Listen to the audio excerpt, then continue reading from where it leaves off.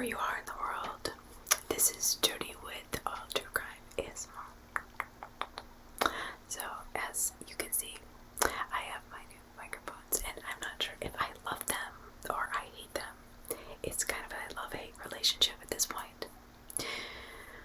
So, I am kind of at a loss as far as, doing the true crime in both the spoken and the whisper, even though I don't care if I do it or not. But I think that I'm just going to stick with the ASMR because the spoken is kind of, I think, confusing my channel. I don't know. But I love ASMR, and I was just trying to see if I could, for the new year, bring in something different. But tonight, I'm going to be telling you stories, actually a recommendation, and it is about child abuse. So please, disclaimer, if you have any triggers to child abuse, this is a horrific story. It is, the ending is not, well, I haven't gotten to the ending. This is part one.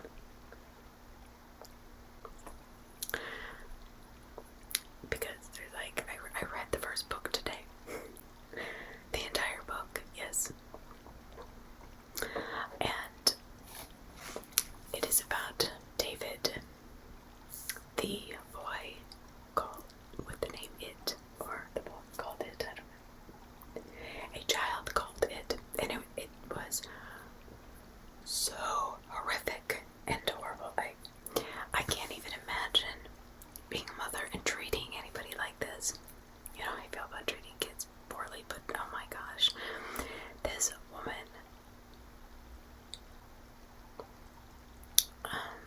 anyway, this is true crime, and it is in whispered style, and I'm sorry, I guess I'm not gonna mess up my channel just to do this spoken, because I don't really like doing this spoken. I don't feel like it's me, so I don't really feel the groove of it.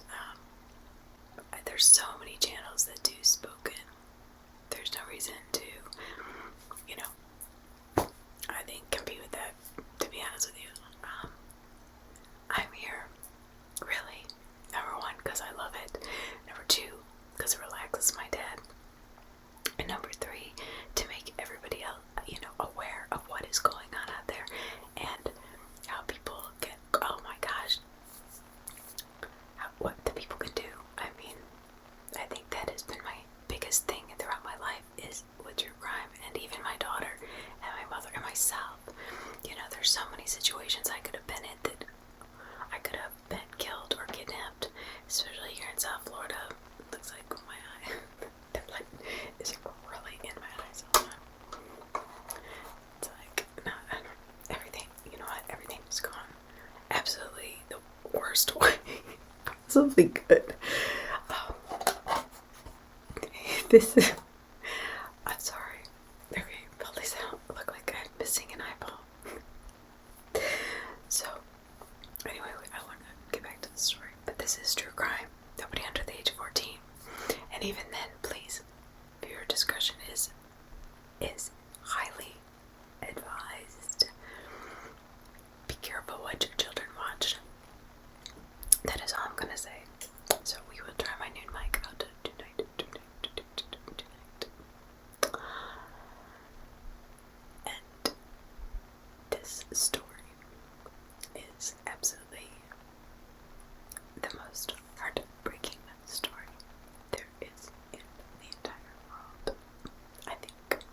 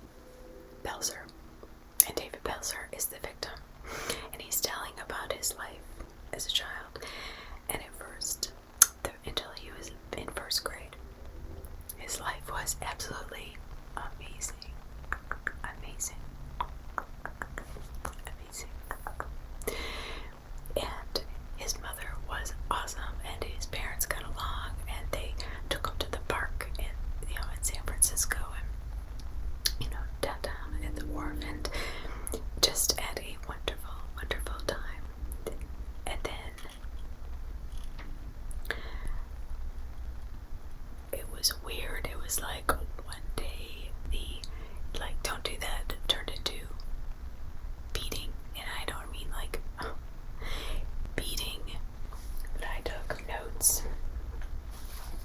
because I was like, I mean, I can't read the whole book to you, but I was in shock. I really was. I was just absolutely, it was the most heinous thing I think I've ever heard without a child actually dying. I can't believe this man survived this. It is similar to Gabriel Fernandez. And you know how upset that made me. So I just wanted to go over it. So David Belzer. So his mother abused him from the 1st grade until the 5th grade. She abused her son, I mean, relentlessly. She was an alcoholic. And basically at the end, she just says, "Why are you here? I hate you. You are nothing. You are it. What, you know, you're an it. You're nobody." And that's how horrible this person was. And he did everything in his power to just find a way to make it through the day, because he wasn't going to let her win. That was the biggest thing with him. He wasn't going to let her win. First, he had great grades, and for some reason, they wanted to call him stupid and the bad kid, and he really wasn't a bad kid. He had great grades, and they held him back from 1st grade, and he couldn't understand why. He's like, I have the most smiley faces on my report card. I've got the best. I can read. I can, do all this stuff. So when they held him back, he was like a genius. I mean, he like flew through everything. But I think they just wanted to call him a bad boy. Even for Christmas. This is so sad. So, I mean, the way the story goes is that, he's telling about everyday life of what this woman, started off slowly doing, and then, just when his father was home, his father was a firefighter, it wasn't terrible. It was a lot better, and then all of a sudden, it wasn't so bad. I mean, or then it was just as bad, because his dad would be abused if he stuck up for David. His mother would always win, and then David would feel the wrath of it even more. So, Santa one year, and I forgot, he has 2 other brothers, and his mother's pregnant with their 4th child, right? So he has 2 other brothers that are completely treated normally. How would you like that? So it got to be where she would make him scrub the floors when he got home, and then would beat him senselessly if he didn't. And at first it wasn't horrible to where he couldn't live with it. I mean, he slept in a bed, and then one night,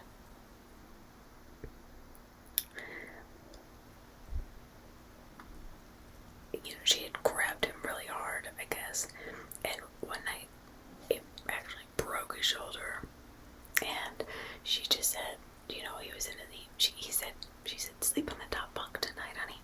So he sleeps on the top bunk, and she says, when he wakes up in the morning, she's like, oh yeah, that's because you fell out of bed, remember?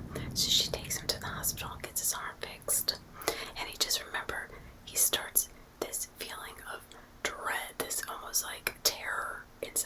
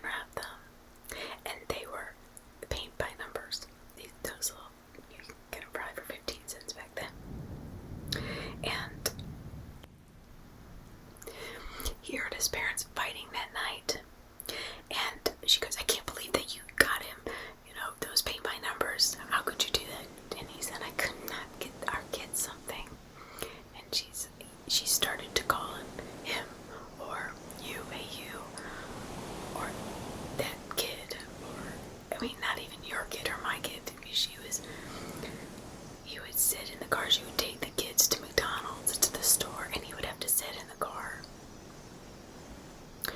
Then it got to be so bad. I mean, it just, he was so upset. I mean, just punched him in the stomach, and for playing in the grass at school with his brothers, okay? And he's like, he didn't lie because he wasn't in the grass. He's like, look, I wasn't in the grass. And she punched him so hard in the face and his stomach. And she took his face and she was going to put it on the hot stove, and he closed his eyes, wishing her away. What she did was she turned on the burner. They had gas.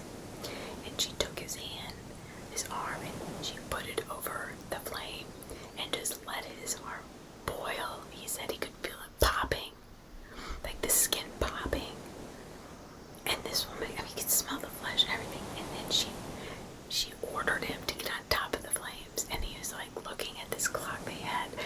And he was like, he knew that if he could buy himself some time, his brother would walk in the door any second. And she would never do anything like that, not at this point, too, in front of his brother. So he started to just say things, just random things that would make her piss her off, but it got her mind away from what she was doing.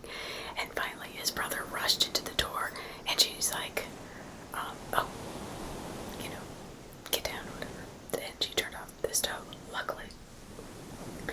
So, I mean, he's screaming on the floor, holding his arm, and she's like, get up and do your chores. I mean, she made him do the dishes every night. She made him clean the bathroom. She made him do everything. I don't know what she had against this poor kid. I mean, trying to get your own child on top of the stove, and he knew he'd be dead. He absolutely knew he'd be dead. Now, at this point, kids were starting to make fun of him because he would never change his clothes. She would never buy him new clothes, ever. He would get one pair of clothes on Christmas for that whole year, and he would have to wear them all the time, every single day. And people, even if they were clean, he was still dirty looking. And that was just the start of it. So, because she started to use his strategies to keep her from killing him, David was abused and always called a bad boy. He became it. His two brothers did not suffer the same fate. So now she starts to say, okay, well, you're gonna suffer somehow. I'm gonna make you suffer. How is this woman gonna create any more suffering than burning him, beating him, punching him in the face, punching him in the stomach? Well, she started to starve him. He had to sit there in the corner at first and watch his family eat, okay? And then clean up after them. So then he started to steal. He was in first grade. He started to steal the other first graders' lunch because he was so hungry. I mean, she'd go during the week and he dreaded the weekends because she was, I mean, it just is crazy. These cases with kids are crazy what parents do. So now she's on this starvation kick, and literally he had to steal food, okay, from the first graders, and then everybody started to notice. So people started to hate him, like literally hate him. Even the principal didn't believe him at the time. They just called him the thief, David, the little dirty thief. And of course, he smelled like sweat, mildew, BO, because his mother would never wash his clothes, and he was never allowed. At this point, he was still in his bed, okay, but it's gonna change here in a minute. He would literally steal food, now this is sad, from the garbage because his mother had moved him into the garage to watch them eat, and then he had to stand there whether he had to go to the bathroom or not. He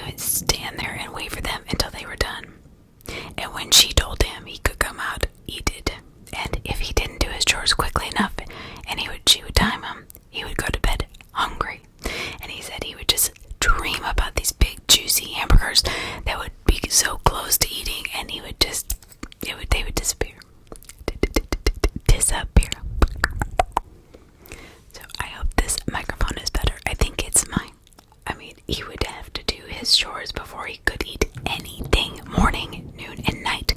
She only fed him 2 tiny little peanut butter sandwiches for school and a couple wilted carrots every single day. That's what he got his entire time he was with this woman. I mean, his clothes were never changed the entire year because his mother would not get him clothes or wash them, except once at Christmas. So he started to steal food. When the principal told his mother, he got more beatings. The beatings got worse. His father tried to feed him some scraps. A piece of bread is what his dad would give him. But his wife would just give him such a hard time that it just became horrible. They both became drunk, and then they would have she would yank him out of bed, right? So they both would be really drunk, he'd be sound asleep, and she yanked him out of bed and smacked him relentlessly because that she found out that he was stealing from school.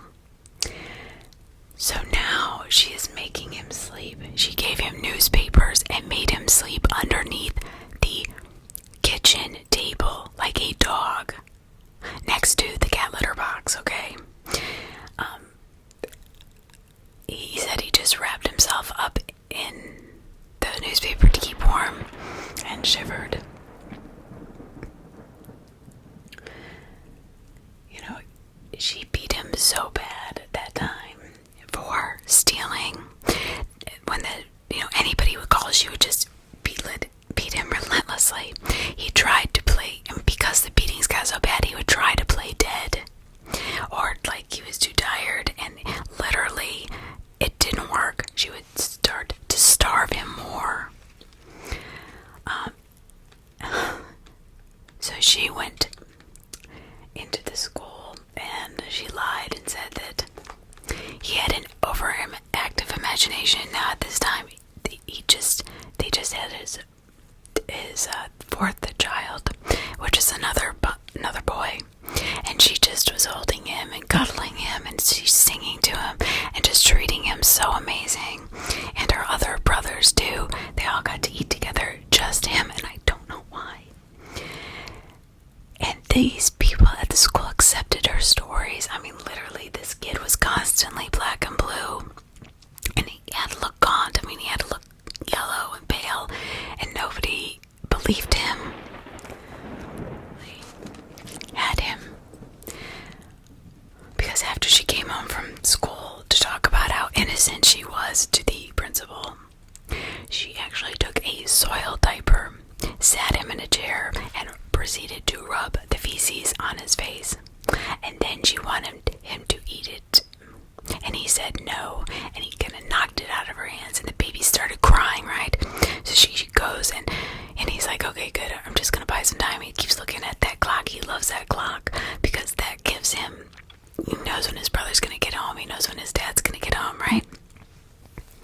Well, the baby went to sleep right away, and he had another soiled diaper, but this time it was full, and she's like, eat it, eat it, eat it. And she said he said when she would get like that, she sounded like she was possessed.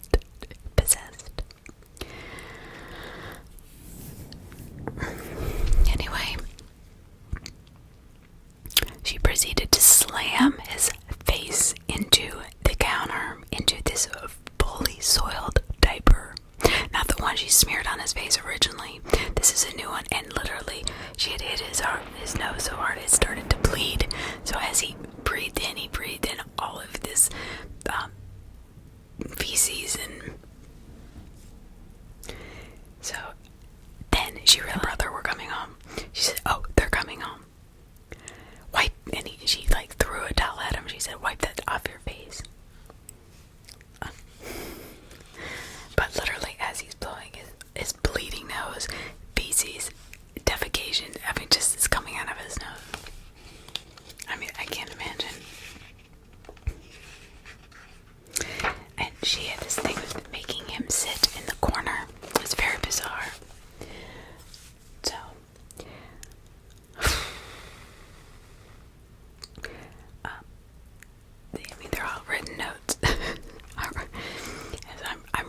writing this, and I'm just trying to remember all the little other details that I read. I mean, because at one point I was so engrossed in the story.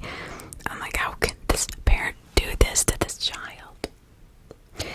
So, because he was stealing food and now she's starving him, she says, well, I will fix you. You're gonna run to school. All of his brothers got a ride to school. He ran to school. So his mother would take his brothers in her car and drop them off at school with a full lunch money, whatever they wanted, but and a full stomach, because he would sit in the corner, watch them eat breakfast, and clean up their stuff. I have no idea why she treated this kid this way. I feel my heart goes out to this kid. I mean, even as an adult, you never would get over this stuff. Just wait, it gets 100 times worse, and when you think it couldn't get any worse, it does. So, the thing is that his brothers had a completely different experience. All the students hated him. Kids called him Smelzer Pelzer. Made songs about him behind his back. These were kids that were his friends at one time. He had to plan a way to steal food during school because he knew he was starving. I mean, he got 3 or 4 days without eating anything. Nothing. He never had the guts to go steal. There was a little convenience store down the street from his school. And he said he timed it in his head. He'd walk around the playground at recess and he would say, okay, I'm 10 minutes there and then 15 minutes back because it's uphill, or vice versa. And then 10 minutes down. Didn't have the guts day after day. I mean, he looked to other people. And he looked around and he said, you know what, I'm so hungry. It had been over the weekend and his mother had starved him the entire weekend. And I think it was even like a holiday weekend, which was the worst. He hated those because then he knew he wouldn't be able to eat anything. So he takes off and he runs as fast as he can. He gets into the store and he freezes because he realizes what he looks like. He has not had new clothes in a year. He's all tattered and torn, and people are looking and they're staring at him. So this is a problem for him. I mean, he's just freaking out about this. But he was so hungry, and he thought about all the times that he was so hungry, and he grabbed some graham crackers and he ran as fast as he could back to school. And he threw his crackers in. He got a box of graham crackers and he threw his graham crackers in the trash. The problem was that when he had finally gotten the courage to tell his teacher he needed to go to the restroom, he went to the trash can and the janitor had cleaned it out already. But some days he did get lucky. And then he got caught. And you know what happens when he got caught? He would be tortured, beaten. So he started to eat the leftovers his mother would throw away in the garbage. That's how desperate he got. At first he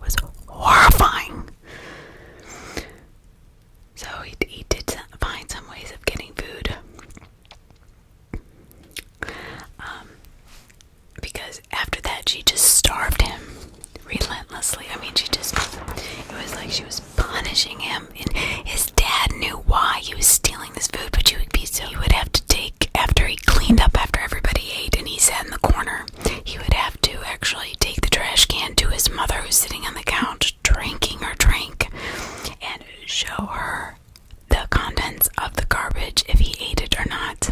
Can you believe that? So what he did was, he was a very smart kid. He was always trying to survive. He actually put the food underneath the garbage because she knew she would never get her hands dirty, right?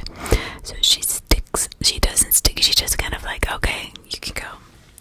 But then she realizes that he's getting, food from somewhere because he's looking healthy. And she puts ammonia on top of the garbage. I mean, not only is your son eating out of the garbage, but out of the bottom of the garbage, leftovers that you dumped in there, and now you're putting ammonia on top of that. So of course he smelled it and he wouldn't eat it. So he started stealing food from the cafeteria. He would smuggle it into the restroom and eat it in the bathroom. And again, he would put it in the trash, and then he would sometimes get lucky and sometimes he wouldn't. So now they found out about him doing this, and of course the principal calls. After school, she forces him to throw up his food. Okay, she sticks her finger down his throat because he won't, and finally he does. And I guess on the way, he had stopped by the trash can, and it was there that day, and it was just a hot dog. That's all it was. And she got a bowl, and she made him take it out of the toilet, put it into a bowl, and sit there. And when his father got home, he's like, look what your son did. He ate at school. Can you believe that?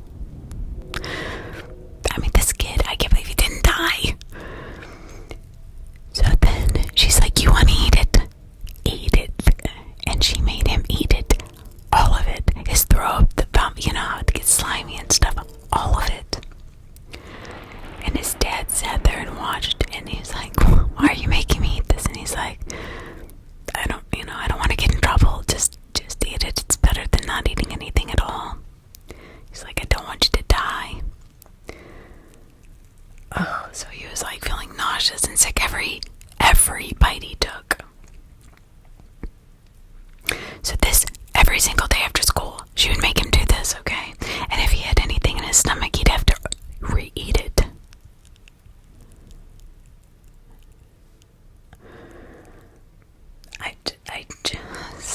I don't know. These parents, why are you having children if you're going to treat them like this?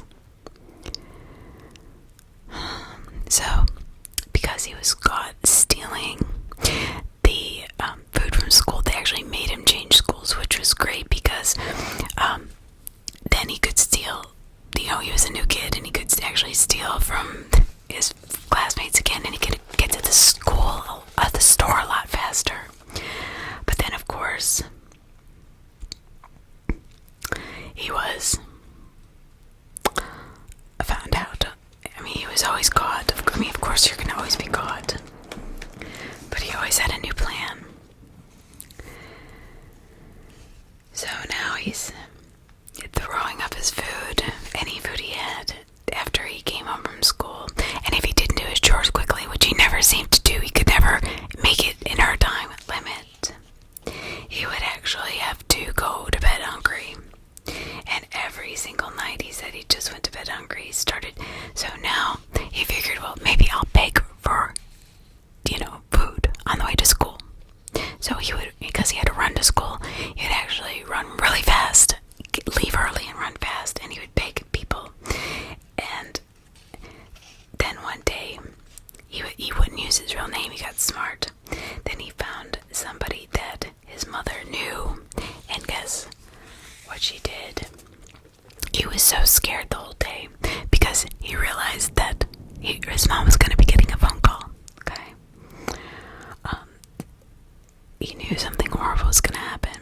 So when he got home, nobody was there. Nobody answered. When he snuck, kind of like felt like lead was in his feet as he was walking through the door, and he gets in there and nobody's there. He doesn't hear her. He does the dishes. He cleans up after. He starts to clean the bathroom, and all of a sudden she is breathing down his neck, right? She's breathing down his neck the whole time he's cleaning, and she's like, hurry up, you little piece of crap. She made him clean the entire house and stood right behind him the entire time, filling him with terror. I mean, that was more terrifying than just beating him, because he didn't know what she was going to do. So then, this is, oh, I can't believe he lived. So she goes afterwards when his father's home, and his dad is sitting there watching this, right? She goes underneath the kitchen cabinet, and she grabs a container of ammonia. She takes a spoon and she fills it. And she's kind of like, she's trashed. Every night she's hammered. Trash. But she's kind of like slapping it back and forth. And she shoves the spoon as hard as she can down his throat. And she's like, oh, this isn't going to be so bad until it, if you smell ammonia, it'll stop you in your tracks. It totally blocked off his airway. He literally went black. And finally she just started beating him on the back. And he came to. He could breathe again. He had this like air trapped in his lungs with this horrible acid or whatever was to the point. And she started doing this every day after school, and it got so bad that the flesh on his tongue and his mouth were just peeling off in chunks. That's how bad it was. But he got used to that too. Literally every time she did it, his eyes would pop. I feel like they were going to pop out of his head, and he was going to die. One time he actually drank water with ammonia and made him, oh God. She's like, oh, well, go get a drink, knowing what this was going to do to him. And she remember he wasn't allowed to go to the bathroom without her saying so.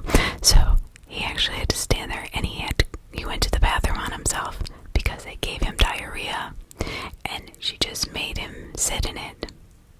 And he kept going and going, and finally he couldn't take it anymore. It was just dripping down his leg and everywhere, and he gets a bucket and he sits in the bucket, and his dad walks behind him and just looks at him like, he said that was really a low point in his life. He said that here I am squatting over a bucket because my mom has poisoned me, basically, and here's my dad just walks by me like this is totally normal because he's going to the bathroom in a bucket.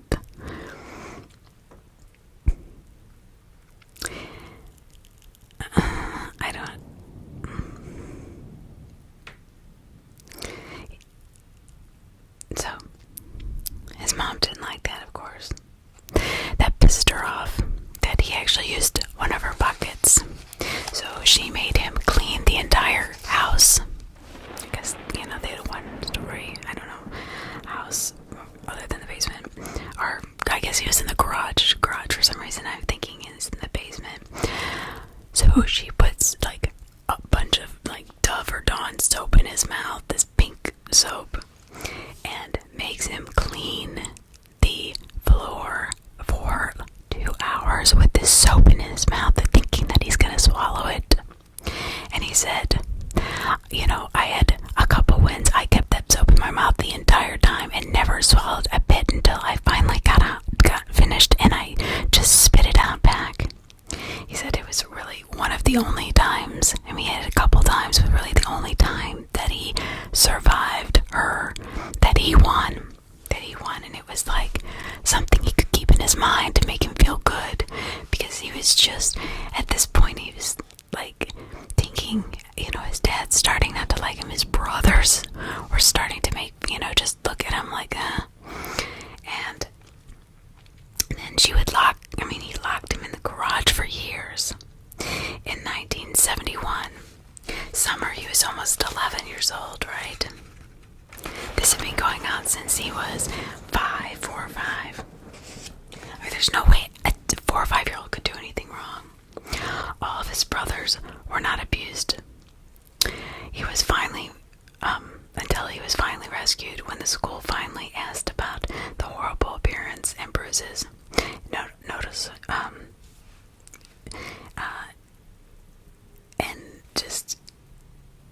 Very noticeable on him, and the reason he was stealing food finally, but no one would help him, even though there was 4 other men, his brothers and his father, in the house.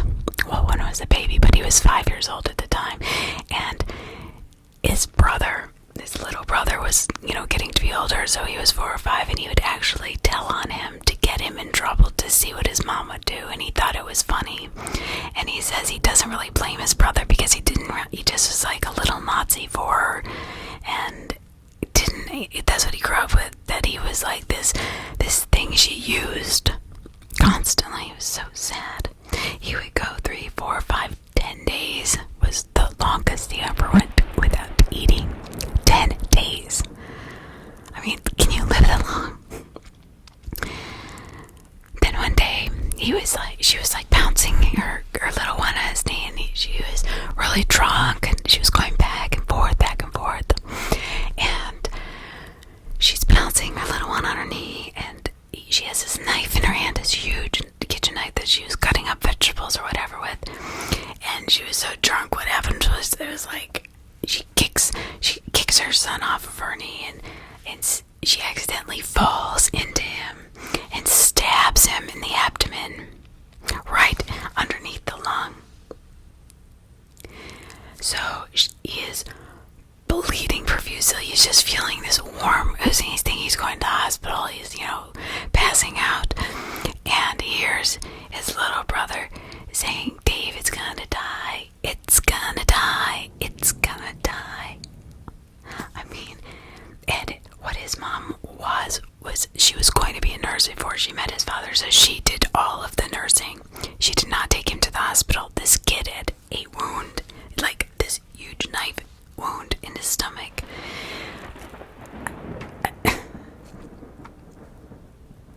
She dressed it. Then, and he thought that maybe she'd give him a hug or something, or say sorry or something. But she said, "Get your butt up and go do the dishes." In blackout pain, getting up, going to the sink, realizes that he can scrub like 3 or 4 at a time and then rinse 3 or 4 at a time. But when he goes to actually put them away, the pain is so unbearable that he goes to reach above his head and he just loses it. And luckily his father's watching this, and he grabs him and catches him. He goes, "Don't worry, I'll put him away. I'll get him. Don't worry. Just go downstairs and rest." Because just a few moments prior to that, when he got out of the bathroom and he could finally walk again and steady himself, and she's forcing him to go do everybody else's dishes because she hasn't fed him, okay?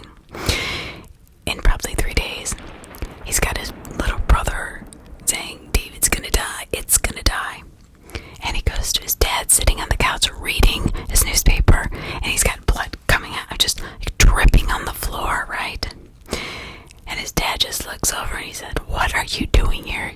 If she sees you here, she's gonna kill us both." And he just feels completely like nobody cares about him, that he really isn't worth love at all. And that's so sad.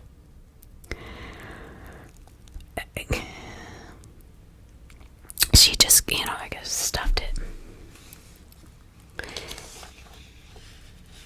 As blood is gushing out of him, so he finally gets to go lie down, right? And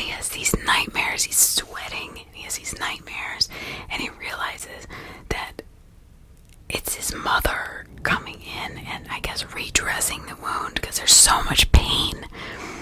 And he's got blood pouring out of his gut. And he's like, he just knew that his father was going to let his mother kill him at this point. So again, going to bed without food. However, she did bring him some water and goes, here, drink this. She did give him a little bit more water and a couple crackers, but still very little. So July 4th, after his stabbing, right? His brothers were out playing with sparklers, and for one time in years, in 5 or 6 years, one time she allowed him to play briefly with his brothers. He was left to stay in the garage alone with the sparkler, but he could go out, he was allowed to use a sparkler like his brothers. And then he just went back into the garage and fell asleep alone. And he had this fever after days and days and days. He still had this fever, and he just knew he was going to die. So he was forced to do chores. He was forced to clean up after the family. He was forced to do their dishes, even though he was so sick.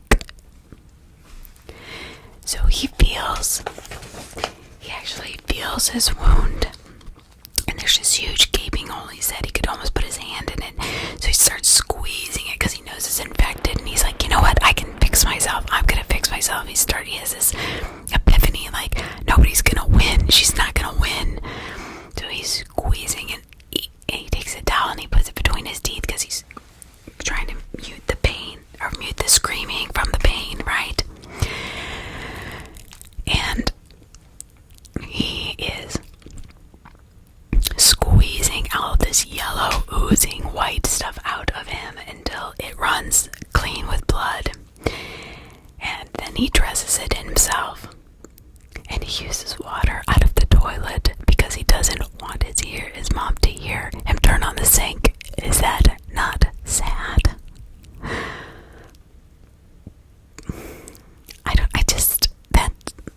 You stab your son and you can't even take him to the hospital. What is wrong with you? I just don't recruit these parents. So then after, the weird thing is that because he took care of his wound, right, the treatment actually got worse. It was like anything he did to help himself, she made his life even that much worse. So he was forced to be sequestered to the gas chamber treatment with bleach and ammonia, and at first he did not know what it was. And she puts him in there, into the bathroom, and closes the door and locks it and says, don't you come out until I tell you to. I don't know if anybody's seen what bleach and ammonia do together, but they form like this grayish cloud. I mean, literally, it is a toxic cloud. And he's like, oh my god, and he chokes on it. And he already knows what ammonia is like, from her, sticking it down his throat. So there's this little heating vent in the bathroom, and he just waits for it to turn on, and he'll breathe that. But he took again, water from the toilet and a towel that he had, and he put it over his face. Very smart. And when she finally lets him out after hours,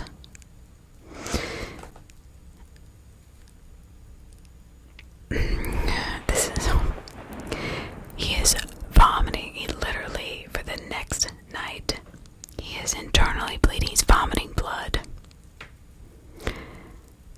So then she would follow that up with bouts of drowning. I mean, she was trying to kill this kid. I mean, she had to have been in the tub. And his brothers, she would get him naked, put him in the tub, and he found that if he just put his nose right above the water, that, he could breathe a little bit. And at first, he didn't know what she was doing, so he kept sucking in the air, and she's like, stop it, you stupid idiot, just don't breathe in, I have no idea why she did this. Anyway, she'd get him naked, put him in these first hot baths, but then leave him in there for hours.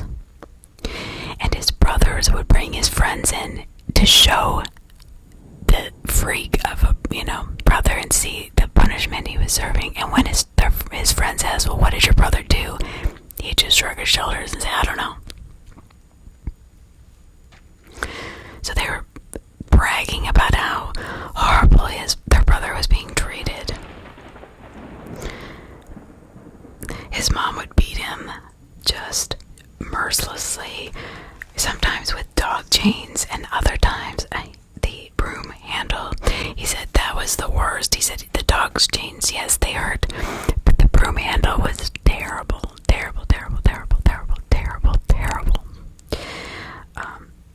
His hope was waning. He became lost and empty inside.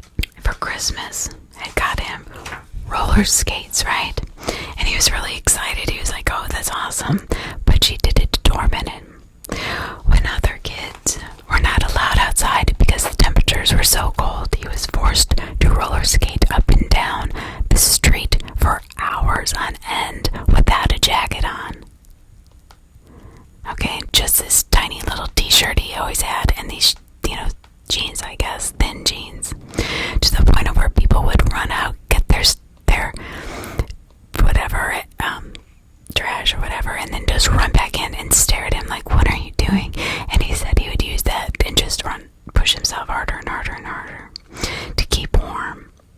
But he was so thin. I mean, and if he stopped at any time, it was like she could see him and she would just beat him mercilessly. She would put him into the POW position with him on his knees and his head tilted back with his arms back for hours. So then one day, she got this friend, and he was surprised because Shirley, the neighbor down the street, and they actually were buddies, and she saw, she came over every day, and she was like, why is he being punished when none of the other kids are being punished, and he's not doing anything wrong? And she was starting to question her, what she was doing to him. And so all of a sudden, her son was not allowed to play with Shirley's son was not allowed to play with his mother, with his brothers. And suddenly, they split ties altogether. But it was all about